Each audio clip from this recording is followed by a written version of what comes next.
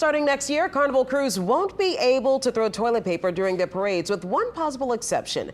The bathroom-themed Krewe of Tucks may be able to keep slinging its favorite throw. Rachel Hanley joining us down live on St. Charles. Rachel, we've been talking about this since last Mardi Gras. This was a big controversy after Mardi Gras was over.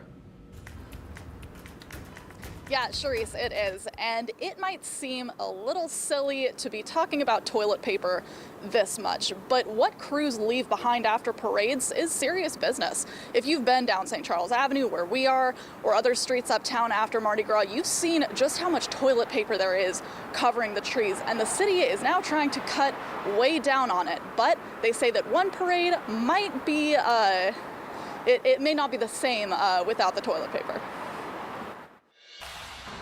It's one of New Orleans' strangest sights. As carnival parades roll by, the trees uptown bloom with toilet paper.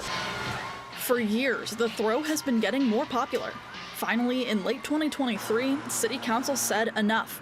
They passed an ordinance that will ban throwing toilet paper during parades starting next year. We're working together to find a path forward. It's not just how it looks. That much toilet paper can cause real problems for the city's drainage system.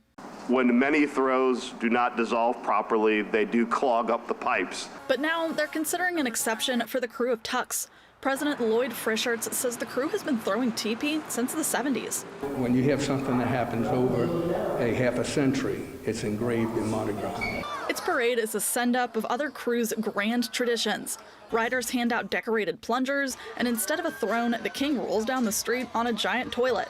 Because of the crew's history and its theme, Wednesday a committee talked about adding an amendment to the ban. It would let Tucks, and only Tucks, keep throwing toilet paper. I think that when you are a crew that revolves around toilets, throwing toilet paper is probably appropriate. There would still be some changes. Last year, it didn't rain for weeks after Mardi Gras, so the toilet paper stuck around.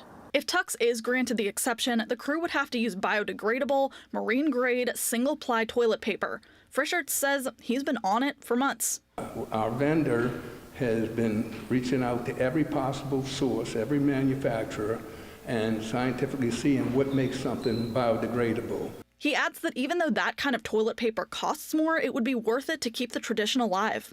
We've taken great effort, expense to do this because, you know, we think it's important. The next step will be for the entire council to vote on the amendment.